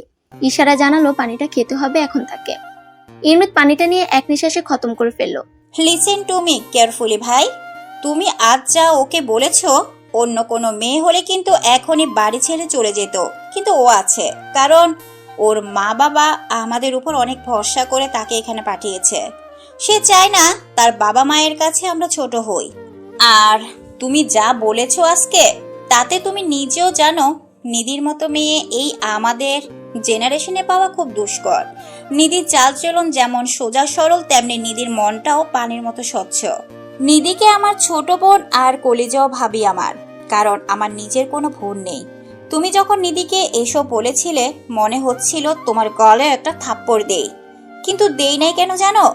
নিধিকে যেমন বোন ভাবি, তোমাকেও আমি ভাই ভাবি, কারণ আমার ভাইও নেই। নিধিকে যতটা ভালোবাসি, আমি তোমাকেও আমার ভাই হিসাবে ততটাও ভালোবাসি। তাই তোমাকে বোন হিসাবে আমার শাসন করতে বাধা দেয়। তুমি নিজেও বুঝতে পারছো এখন রাগের বশে কথাগুলো যা বলেছো তা ভুল। রাগের বশে আমরা অনেকটাই হিংস্র হয়ে যাই। তুমি তো এমন ছিলে না। আমি জানি যতটুকু তোমাকে দেখেছি আর জেনেছি আর বুঝেছি যে তুমি তোমার এইসবের প্রতি কন্ট্রোল রাখো। তবে আজ কেন এরকম হলো? জানি নিধিকে নিয়ে তুমি অতিরিক্ত সিরিয়াস, অতিরিক্ত ভালোবাসো তুমি তাকে, কিন্তু তুমি আজ যা বলেছো ওকে, তাতে তোমার জন্য ওর মনে একটা দাগ কেটে গেছে। সে অনেক কষ্ট পেয়েছে ইমরান। স্মৃতি কথাগুলো বলল। I know that I hurt her a lot, but she also have to why I so mad about her that time. ইমৃত মাথা নিচু করে বলল, সবাই সবকিছু বুঝে না ভাই। তুমি যতটা ম্যাচিউর ও ততটা না। ওর নরম মনে অনেক আঘাত পেয়েছে তোমার এই বিহেভিয়ারে। স্মৃতি বলল, আমি ওকে মানিয়ে আসি। ইমৃত উঠতে গেলে স্মৃতি বসালো ওকে আবার। স্মৃতি বলল, এখন না, আজ এমন ধকল গেছে ওর উপর, সময় দাও। ওকে ছাড়া আমার দম বন্ধ হয়ে আসে ভাবি। ওকে ছাড়া আমার নিঃশ্বাস নেওয়াটাও দায়। আমি তো ওকে পাগলের মতো চাই। ওকে অনেক বেশি ভালোবেসে ফেলেছি সেই 4 বছর থেকে। ওকে আমি কারোর সাথে দেখা তো দূরে থাক, আমি ভাবতেও পারবো না। নিধি সব সময় উল্টাপাল্টা ডিসিশন নেয়। এই যেমন কয়দিন আগে হোস্টেল খুঁজছিল, আজকের আমার বিহেভিয়ার দেখে যদি অন্য কিছু করে, ও যদি আমারে ছেড়ে যেতে চায়, আমি ওকে খুন করে ফেলবো একদম। ইমৃত স্মৃতিকে কথাগুলো রাগে বলে উপরে চলে গেল। নিজের রুমে এসে ধরাস করে দরজা লাগিয়ে দিল। স্মৃতি দীর্ঘশ্বাস ফেলে নিজের রুমে এগোলো। সে জানে ইমৃত রাগী, যতটুকু তার চেয়ে অধিকতর বেশি ভালোবাসে নিধিকে। মেহবুবও তাকে তুলে নিয়ে বিয়ে করেছিল। যখন তার বিয়ের কথা অন্য কারোর সাথে চলছিল, মেহবুব স্মৃতির উপর যতটা দুর্বল, স্মৃতিও ততটাই দুর্বল। মেহবুবের শ্বাসে রাজত্ব করে যদি স্মৃতি, তাহলে স্মৃতির মনে রাজত্ব করে মেহবুব। এরকম পাগলামি ভালোবাসা দেখে স্মৃতি মেহবুবের ভালোবাসার জালে পড়েছিল। ঘরে এসে স্মৃতি মেহবুবের দিকে তাকিয়ে কথাগুলো ভাবছিল। দরজা লক করে এসে মাহিকে সাইডে দিয়ে কোলবালিশ দিল যেন পড়ে না যায়। আর তার পাশে স্মৃতি, পাশে মেহবুব গভীর ঘুমে মগ্ন। মেহবুবের বুকে মাথা দিয়ে কিছুক্ষণ বুকের ঢিপ ঢিপ শব্দ শুনল সে। হ্যাঁ, এখানে স্মৃতির বসবাস। মেহবুবের ঠোঁটে স্মৃতি একটু চুমু খেলো। মাথার চুলগুলোতে হাত বুলাতে শুরু করলো স্মৃতি। মেহবুব ঘুমের মধ্যে স্মৃতির পেটে হাত দিয়ে পা উঠিয়ে দিল তার উপর। স্মৃতির গলাতে মেহবুবের মুখ, আর ঘুমের ঘোরে ঘন ঘন নিঃশ্বাস পড়ছে স্মৃতির গলাতে। স্মৃতিও আরেকটু জাপটে ধরল মেহবুবকে। নিজের উপরে রাগ লাগার কারণে ইমরাত রাত্রি 12টার দিকে গোসল করতে ঢুকেছে। কোনো ক্রমে তার রাগ কমছে না নিজের উপর থেকে। এমনিতে তার নিজের সবকিছুর প্রতি কন্ট্রোল, তবে আজকে কেন এরকম নিধির সাথে করলো? তার নিধি কতটা কষ্ট পেল এই জন্য? 1 ঘন্টা ধরে শাওয়ার নেওয়ার কারণে ইমরাত নিজের মুছে বের হয়ে আসলো। ভাবছে নিধির কাছে আবার যাবে কিনা। নিধি তো দরজা লক করে বসে আছে, ঘরের ভিতর থেকে সিসিটিভি ফুটেজেও কিছু দেখা যাচ্ছে না। ভেঙে দিয়েছে নাকি কে জানে, কিন্তু ও জানবে কিভাবে ওখানে সিসিটিভি ফুটেজ আছে? চিন্তা করতে করতে এমনিতে এক প্রকার মাথা ফেটে যাচ্ছে। ঘুমের মেডিসিন নিল, নয়তো এই চিন্তা নামক যন্ত্রণা থেকে সে মুক্তি পাবে না। আধা ঘন্টা পর সে ঘুমের রাজ্যে তলিয়ে গেল। রাত্রে 3টা বাজছে। নিধি বালিশ চেপে ফুসফুস করে কাঁদছে, আর হাতে থাকা চিপসের প্যাকেট গিলছে। সিসিটিভি ক্যামেরার দিকে চোখ দিয়ে রাখছে। তার মেজাজ গরম এই জন্য যে ওই যমরাজের সাহস কি করে হলো আমার ঘরে সিসিটিভি রাখার? খোবিশ লোক কোথাকার। নিধির পরক্ষণেই নিচের কিছু কথা মনে হলো। তখনই মনে হলো এই দানব ডাক্তারকে কে সে ভালোবাসতে শুরু করেছে। ফ্ল্যাশব্যাক। নিধির কান্না যখন থামে তখন হিচকে ওঠা শুরু হয়। তার আবার কান্নার সাথে হিচকে ওঠার অভ্যাস আছে, তাই হিচকে উঠতে আরম্ভ করেছে। তাই উঠে পানি খেতে যেয়ে দেখছে জগে পানি নেয়। তখন চোখ মুখ মুছে জগ নিয়ে পানি আনতে যায় সে নিচে। সিঁড়ির কাছে এসে শুনতে পেল সে স্মৃতি আর ইমৃতের কথোপকথন। আরেকটু কানুচে এসে শুনতে গেল কি নিয়ে কথা হচ্ছে। স্মৃতি আর ইমৃতের সম্পূর্ণ কথা শুনে চোখ দিয়ে আবারও তার নোনা জল বইছে। এদিকে তার হিচকেও থেমে গেছে। সে তার রুমের দিকে পা বাড়ালো। বর্তমান। আমাকে বকছেন না মিস্টার দানব রূপের ডাক্তার? আপনাকে যদি নাকে দড়ি দিয়ে না ঘুরিয়েছে আমার নামও নিধি না। আমাকে আপনি কাঁদিয়েছেন। আমার মতো ভোলা মেয়েকে ওই অপরিচিত লোকের সামনে অপমান করেছেন। আপনার হাল যে আমি কি করি শুধু বুঝবেন এখন থেকে। নিধি আপন মনে কথাগুলো বলছে আর চিপস চিবুচ্ছে। চিপসটা ছিল তার হ্যান্ডব্যাগে। স্মৃতি প্রায় এটা সেটা খাওয়ার জন্য তাকে টাকা দেয়। এটা মেহবুব দিয়েছিল বাইরে থেকে এনে, রাখাই ছিল ব্যাগে। চিপস খাওয়া শেষ করে পানি খেয়ে একটা লম্বা ঘুমের দিকে নিজেকে নিয়ে গেল। সকালবেলা নিধি সকালবেলা রেডি হয়ে পাউরুটি দিয়ে নাস্তা করে ভার্সিটির উদ্দেশ্যে বেরিয়ে গেছে। স্মৃতিকে তার দেয়া ফোন নিধি ব্যাক করে দিয়ে বলেছে, আপাতত এটার দরকার নেই ভাবিপু, তোমার কাছে রাখো। স্মৃতি প্রত্যুত্তরেও কিছু বলতে পারেনি। সে বুঝতে পেরেছে নিধি ঠিক কতটা কষ্ট পেয়েছে। এদিকে ইমৃত ঘুম থেকে উঠে বেলা 1টায়। মেডিসিনের চাপে সে এতক্ষণ উঠে নেয়, বেহুশ হয়ে ঘুমিয়েছিল। ঘুম থেকে উঠে ঘড়ির দিকে নজর গেলে তার চোখ কপালে উঠে যায়। ধরফরে উঠে সে ফোন হাতে নিয়ে দেখে সেম টাইম। অসংখ্য মিসড কল, তবে বেশিরভাগ অফিস আর হসপিটালের, আর কিছু স্প্যাম কল। তাড়াতাড়ি করে ওয়াশরুমে ফ্রেশ হয়ে এসে নিধির রুমের দিকে গেল। গিয়ে দেখে দরজা খোলা, কিন্তু নিধি নাই। ইমৃত টি শার্টটা ঠিক করতে করতে নিচে গেল স্মৃতির কাছে জানতে। মাহিকে গোসল করে খেলনা দিয়ে ঘরে বসিয়ে রেখে স্মৃতি নিচে আসে মেহবুবের টিফিন ক্যারিয়ার অফিসে পৌঁছে দেওয়ার জন্য। সে কিচেনে বসে সেগুলো টুকটাক রেডি করছে। ইমৃত হন্তদন্ত হয়ে ছুটে আসছে স্মৃতির কাছে। কপালে তার বিন্দু বিন্দু ঘাম। ইমৃত হাঁসফাঁস গলাতে বলল, ভাবি নিধি কোথায়, খুঁজে পাচ্ছি না যে। স্মৃতি অস্থির গলাতে বলল, আরে তুমি এখানে শ্বাস নিচ্ছ কেন? বিপি লো হয়ে গেছে নাকি আবার? দেখি বসো। ইমৃতের পাল্টা প্রশ্ন। আমি ঠিক আছি, আগে তুমি বলো নিধি কই, ফোনটাও অফ দেখি। ও কি ফোন রেখে গেছে? স্মৃতি শান্তভাবে বলল, ভাই বসো আগে। নিধি ভার্সিটি গেছে, আর কালকে বকা খেয়েছে তো এই জন্য ফোনও নেয়নি। আসলে তুমি কথা বলো কেমন? না ভাবি, আমি ওর ভার্সিটি যাব। ইমৃত এ বলে পা বাড়াতে গেলে স্মৃতি থামায়। স্মৃতি বলল, হ্যাভ সাম পেশেন্ট ভাই। ইমৃত ক্ষীণস্বরে বলল, হুম। স্মৃতি মেহবুবের টিফিন পাঠিয়ে ফোন থেকে মেসেজ করলো মেহবুবকে। যা দিয়েছি তা যেন ব্যাগ না আসে। ব্যাগ আসলে ঠোঁটের ছাল তুলে নিব আমি। স্মৃতি ইমৃতকেও খাইয়ে দিল। স্মৃতি বুঝতেছে ইমৃত কালকের বিহেভিয়ারের জন্য ভয় আছে নিধি না কিছু করে বসে। কেমন ক্লান্ত লাগছে তাকে। আল্লাহর কাছে সব ঠিক করে দেওয়ার জন্য বলেছে বারবার স্মৃতি। অফিসে মেহবুব কাজ সেরে ফোন চেক করলো। দেখে তার বউ মেসেজ দিয়ে পাঠিয়েছে। মেসেজ দেখে বাঁকা হাসি দিল সে। মেসেজ পড়তে পড়তে ড্রাইভার এসে দরজা নক করে খাবার দিয়ে গেল। মেহবুব বাঁকা হেসে বলল, এখন তো এইসব খাবো, রাতে তোমাকে না পেলে তোমারও ঠোঁটের ছাল তুলে নিব। আমি মেহবুব চৌধুরী। নিধি সন্ধ্যায় বাড়িতে আসে, কিন্তু কারোর সাথে দেখা করেনি। যেখানে ইমৃত তাকে সেখানে থাকা যায় না। খাবারও নিজের ঘরে খায়। দরজা সবসময় বন্ধ করে রাখে। নিধি প্রতিদিন খুব সকালে যায় আর সন্ধ্যায় আসে। এইভাবে কেটে যায় বেশ কিছুদিন। 7 দিন পর এইভাবে নিধির বিহেভিয়ার 7টা দিন ধরে চালাচ্ছে। ইমৃতের বাড়িতে থেকেও ইমৃতের সাথে দূরত্ব বজায় রেখে চলছে। ইমৃতের এদিকে দম বন্ধ হয়ে আসছে। নিধির উপর এত বেশি রাগ জন্মেছে এ কয়দিনে বলার কথা না। হসপিটালের কোনো সার্জারিতে হাত দিতে পারেনি সে, না অফিসের কোনো কাজে। ইমৃত আজ নিধি নামক একটা বিহিত করেই ছাড়বে। যা বলেছিলাম সেটার খোঁজে। ইমৃতের শান্ত জবাব ফোনের ওপাশের ব্যক্তিকে কল করে। কামিং। ইমৃত ফোন কেটে বেরিয়ে গেল গাড়ি নিয়ে। নিধি ভর দুপুরবেলা ক্লান্ত শরীরে দাঁড়িয়ে আছে রিক্সার জন্য। মাত্র একটা বাচ্চা টিউশনি শেষ করলো সে। এখনো অনেক বাচ্চা বাকি আছে। হ্যাঁ, সে টিউশনি আরম্ভ করেছে। সিদ্ধান্ত নিয়েছে ইমৃতের বাসা ছেড়ে দেওয়ার। 1 পা 2 পা করে আগাচ্ছে, কিন্তু মাথাটা ঝিমঝিম করছে নিধির। তার সামনে একটা গাড়ি থামলো। গাড়ি থেমে সেখান থেকে একটা পুরুষ নেমে সে নিধির গালের উপর সর্বশক্তি দিয়ে একটা থাপ্পড় মারলো। এমনি ক্লান্ত শরীর, আর এমন থাপ্পড় খেয়ে নিধি আর টাল সামলাতে পারলো না, নিচে বসে গেল। ঝাপসা চোখে দেখে শুধু একটা কথা বলল। যমরাজ, আপনি আমাকে আবার মারলেন? নিধি কথাটা বলেই জ্ঞান হারিয়ে ফেলল। মেঝেতে তার মাথাটা পড়ার আগে ইমরেত নিধির মাথাটা তার বুকের সাথে চেপে ধরল। আশেপাশের মানুষ তাকাচ্ছে তাদের দিকে। ইমরেত সবার দিকে কেমন রক্তচক্ষু নিয়ে তাকালো। Show and now go all of you. আমার বউ বেশি তেরামি করছিল তাই মেরেছি। দেখা শেষ, জাস্ট লিভ। ইমরেতের চিল্লানি শুনে যে 5-6 জন মানুষ ছিল কেটে পড়ল। তোমার অবস্থা যে কি করি আমি এখন থেকে টের পাবা। 7টা দিনের তীব্র জ্বালা তোমার উপরে আমি ঝাল তুলবো। ইমরেত নিধির মুখের দিকে তাকিয়ে বলে উঠল। নিধিকে কোলে নিয়ে ইমরেত গাড়িতে বসে ড্রাইভ করতে লাগলো। বিকালবেলা নিধি জ্ঞানহীন হয়ে বেডে পড়ে আছে। স্মৃতির পাশে মেহবুব দাঁড়িয়ে আছে। ইমরেত হাত মুঠো করে সোফার বসে আছে।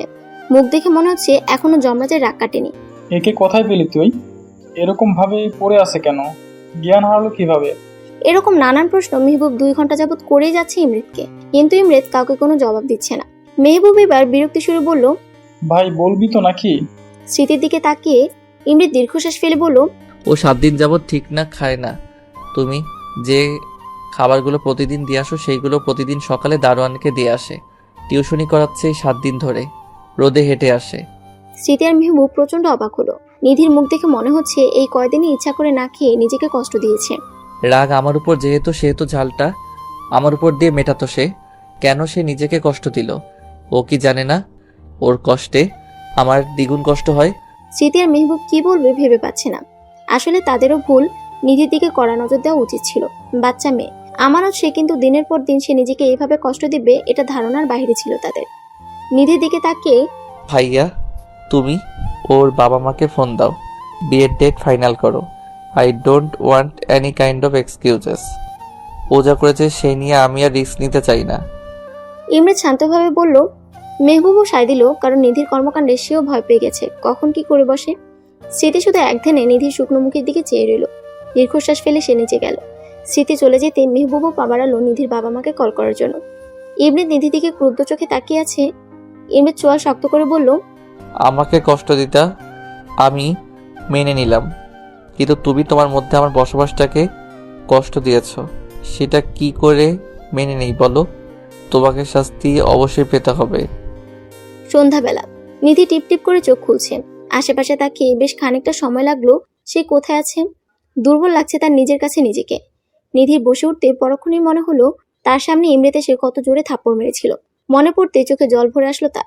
নিধি চোখ মুছে ওয়াশরুমে গেল গোসল করতে। এরকম ভাবে সে 7টা দিন করেছে। গোসল সেরে নিচে যাবে তার আগেই স্মৃতি এসে পড়েছে তার রুমে। স্মৃতি নিধির দিকে তাকিয়ে আবার চোখ নামিয়ে নিল। খাবারটা শেষ করো। স্মৃতি শান্তভাবে জবাব দিল। নিধির বুকটা কেমনে মোচড় দিয়ে উঠলো স্মৃতির মুখে তুমি ডাক শুনে। কি হয়েছে ভাবিপু? তুমি আমাকে তুমি করে ডাকছো কেন? নিধি স্মৃতির দিকে এগিয়ে স্মৃতির হাত ধরে বলল, কিচ্ছু হয়নি। অপরিচিতদের আর আমার বয়সের ছোটদের তুমি বলি। স্মৃতি উত্তর দিল, কিছু তো হয়েছে, বলো। আমি কোনো ভুল করেছি? করে থাকলে বকো, মারো, এইভাবে কথা বলিও না প্লিজ ভাবিপু। নিধি কান্নামাখা কণ্ঠে বলল। নিধির হাত নিজের হাত থেকে সরিয়ে বলল স্মৃতি, তুমি খাবারটা শেষ করো, আমি দাঁড়িয়ে আছি, আমার আরো কাজ আছে। নিধি এবার হাওমা করে কাঁদতে আরম্ভ করলো স্মৃতিকে ধরে। স্মৃতির এরকম বিহেভিয়ারের সাথে সে পরিচিত নয়। স্মৃতি আর সামলাতে না পেরে উঠে নিধিকে ধরে সেও কেঁদে দিল। স্মৃতি নিধির মাথায় হাত বুলিয়ে দিয়ে বলল, একবার বলতে পারতি রাগ কার উপর করেছিস, ঝড় নিজের উপর দিয়ে তুললি। একবার জানাতে পারতি। আর না খেয়ে তোর শরীর কত দুর্বল করেছিস, বুঝতে পারছিস? স্মৃতি কিছুক্ষণ থেমে বলল, ইমরেতের উপর রাগ করেছিস। ইমরেত তোর জন্য পাগল হয়ে তোকে হন্যে হয়ে আজ খুঁজেছে, রাগে বকেছে সেটা বুঝেছিস, কিন্তু তুই বুঝলি না তার রাগের চেয়েও গভীরতা বেশি তোর উপর ভালোবাসা তার। ইমরেত তোকে কতটা পাগলের মতো ভালোবাসে, তিলে তিলে কতটা না পাওয়া যন্ত্রণা ভুগে আসছে 4টা বছর ধরে, আমি দেখে আসছি। নিধি নাক টেনে জবাব দিল, আমি যে তাকে খুব ভালোবাসি ভাবিপু। স্মৃতি অবাক হয়ে প্রশ্ন করলো, মানে কবে থেকে? আর ভালোবাসলে এরকম করলি কেন? তারপর নিধি বলতে শুরু করলো সেদিন রাতে স্মৃতি আর ইমরেতের কথা শুনেছে। ইমরেতকে নিয়ে তার আংশিক ফিল নিয়ে বলা। সব শুনে স্মৃতি তো হতভম্ব।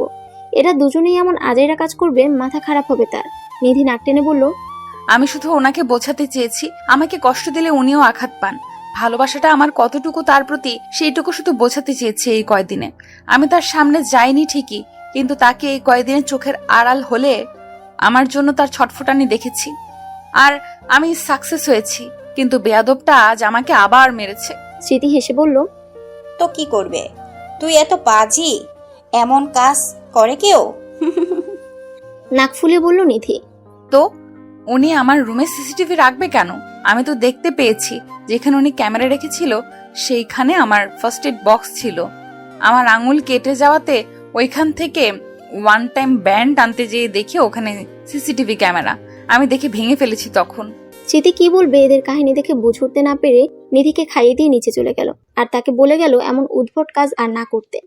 রাতের বেলা 1টা বাজছে, নিধির ঘুমায় না। ইমরেত একবারের জন্য তার ঘরে আসেনি। মেজাজটাই নিধির খারাপ হয়ে যাচ্ছে। সেধে আসলে কি হয় বাপু? নিধি আর থাকতে না পেরে ইমরেতের ঘরে গেল, দেখে ইমরেত নাই।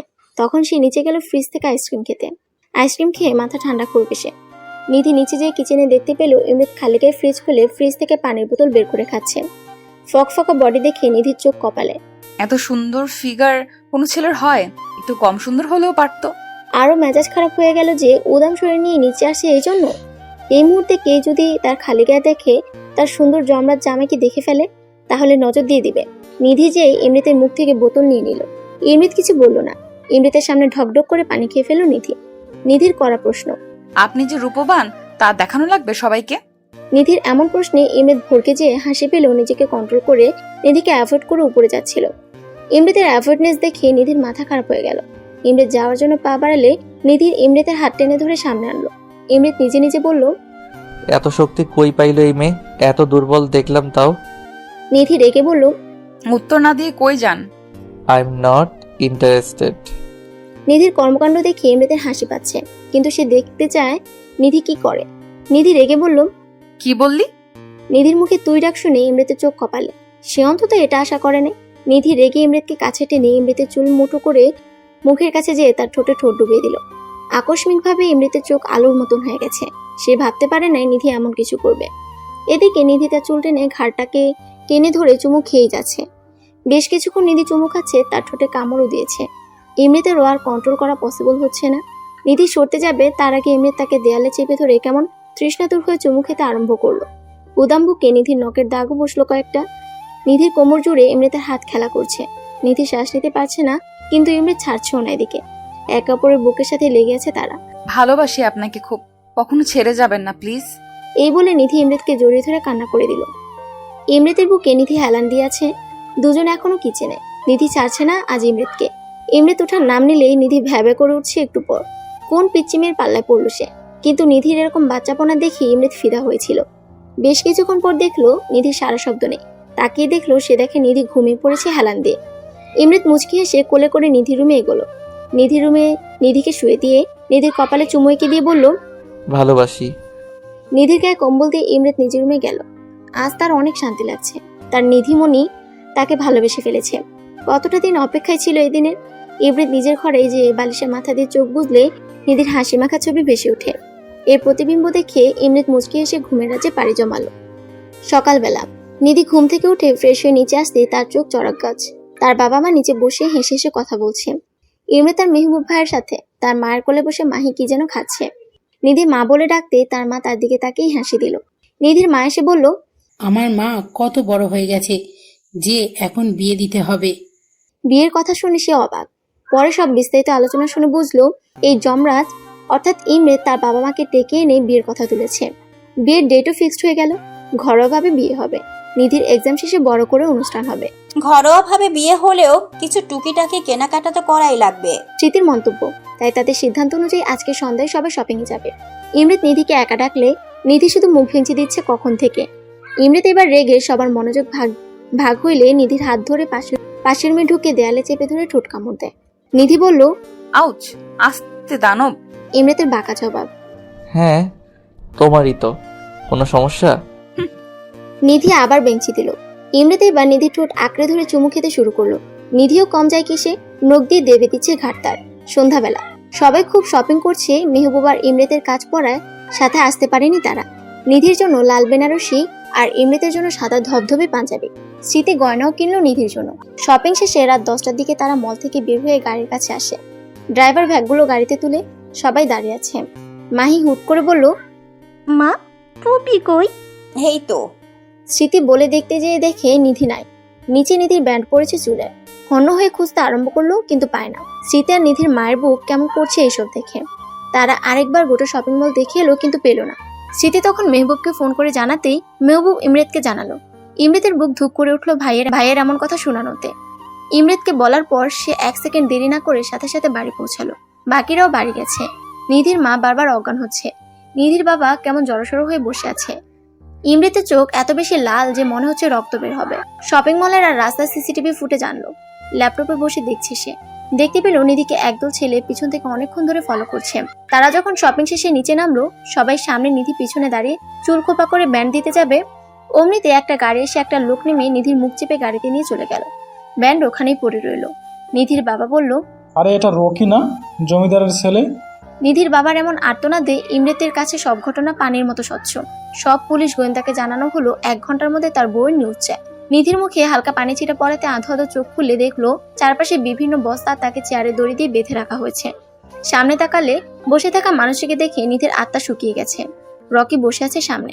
রকি বিশ্রীভাবে নিধির দিকে তাকিয়ে বলল, তুই কি ভেবেছিস আমারে বিয়া না কইরা ওই বড়লোক ডাক্তারকে বিয়ে করবি আর আমি বসে বসে আঙ্গুল চুষব?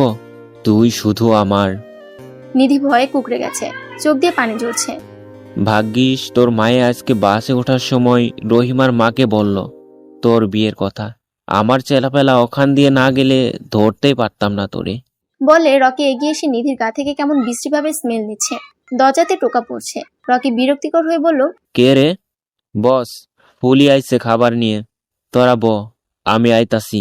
বলে রকি বেরিয়ে গেল। নিধির মুখে ক্লোরফর্ম মেরে নিধি বেহুশ হয়ে পড়ল। 2 ঘন্টা পর নিধির আবার জ্ঞান ফিরল, কিন্তু বাধা অবস্থায়। রকি দেখি আবার আসছে, কিন্তু চাহনি তার বিশ্রী। রকি বলল, জায়গা পড়ছস, আই বাসরটা সাইরানি। না প্লিজ, পায়ে পড়ে, তোমার ক্ষতি করবে না। নিধির শরীরে কুলো না, তারপর আকুতি মুনতি করছে। রকি সেই তোয়াক্কা না করে নিধির গা থেকে ওনাটা টানতে যাবে, অমনি রকির মুখে লাথি পড়াতে মুখ থুবড়ে দূরে পড়লো। নিধি চোখ তুলে তাকালে হাসি রেখা ফুটলো মুখে, চোখ দিয়ে বৃষ্টি পড়ছে তার। অস্ফুট স্বরে বলল, নিধি। ইমরেত তাড়াহুড়ো করে এসে নিধিকে বুকে ধরলো। নিধির ফোনের লোকেশন ট্র্যাক করে জানতে পেরেছে সে নিধির ব্যাগ দেখে দূরে পড়েছে। রকি এগিয়ে আসলে ইমরেত আবারও এক লাথি দিল। রকি নিচে পড়লে বুকে অনেকগুলো লাথি পড়ছে তার। ইমরেতের হাতে থাপ্পড়। রকির চেলাপেলাগুলো সবাইকে ধরে নিয়েছে police. You want to touch my wife, you bastard? বলেই ইমরেত রকির মেইন পার্টে এক লাথি মা বলে এক চিৎকার দিল। পুলিশ এসে ইমরেতকে থামালো, নয়তো খুন হয়ে যাবে। ইমরেত নিজেকে শান্ত করে জ্ঞানহীন নিধিকে নিয়ে বাড়ির দিকে রওনা দিল সে। তার জানটা এখন ধকধক করছে। নিধিকে পেয়ে সবাই মনে হচ্ছে জান ফিরে পেল। নিধিকে বেডে শুয়ে ইমরেত নিধির গায়ে ইঞ্জেকশন পুশ করলো। বেশ কিছুক্ষণ পর নিধি জ্ঞান ফিরল। সামনে থেকে ইমরেতের দিকে তাকিয়ে হাউমাউ করে কেঁদে দিল। Hush baby, see I am here. Imret নিজের চোখের পানিটা আড়াল করে নিধিকে সান্ত্বনা দিল। নিধি তার মাকে ধরেও কান্না করে দিল। তখন মাহি বলে উঠল, নো কান্না, অনলি হাসি হবে। সবাই ফিক করে হেসে দিল। আজ সে অনাকাঙ্ক্ষিত দিন, নিধি আর ইমরেতের বিয়ের দিন। কিছুক্ষণ আগে বিয়ে পড়ানো হয়েছে। লাল বেনারসি তো নিধিকে ইমরেতের কাছে পুতুল বউ লাগছে। আর ইমরেত, সে তো সাদা পাঞ্জাবিতে রাজার চাইতে কম লাগছে না। আজ নিধি ঢ্যাপ ঢ্যাপ করে ইমরেতের দিকে তাকিয়ে আছে। ইশারায় অনেকবার ইমরেত বলেছে চোখ নামাতে, কিন্তু না, সে ইমরেতকে রীতিমতো গিলে খাচ্ছে। সবাই এই নিয়ে হাসাহাসিও করছে। নিধিকে ইমরেতের রুমে বসিয়ে রেখে ইমরেতকে দরজার কাছে আটকে রেখেছে স্মৃতি। তার পাওনা নাকি তাকে দিতে হবে। ইমরেত সময় ব্যয় না করে স্মৃতিকে টাকা দিয়ে দিল। স্মৃতি হেসে ফেললো যে এত ডেসপারেট বউয়ের কাছে যাওয়ার জন্য। ইমরেত ঢুকে দরজা লাগালো। এদিকে মেহবুব এসে স্মৃতিকে কোলে তুলে নিজের রুমে নিয়ে গেল। স্মৃতি বলল, আরে করছো কি? বয়স হয়েছে, বুদ্ধি নাই। মেহবুব বলল, চুপ, আমার এজ 35 মাত্র। তো তো স্মৃতি কিছু বলতে যাবে, তার আগে মেহবুব তার ঠোঁট নিয়ে বন্ধ করে ফেলেছে নিজের ঠোঁট দিয়ে। স্মৃতিকে বেডে শুয়ে দিয়ে মেহবুব বলল, আর একটা মাহি চাই, don't try to stop me. এই বলে স্মৃতিকে আদর দিতে ব্যস্ত হয়ে পড়লো। স্মৃতিও কম কিসে, সেও মেহবুবকে দিচ্ছে। ভালোবাসার চাদরে মরে গেছে তারা দুজন। ইমরেত দরজা লক করে কাছে আসতে নিধি বলে উঠলো, এতক্ষণ লাগে আসতে? ইমরেত ভেবাচাকা খেয়ে গেল নিধির কথা শুনে। আমার গরম লাগে। নিধি বললে ইমরেত তাড়াহুড়ো করে ঘুমটা তুলে নিধির। চাঁদের আলোতে অপসরি লাগছে নিধিকে তার। নিধিকে ওদিকে বকবক করছে। ইমরেত হুট করে নিধি টোটে চুমু খেলো।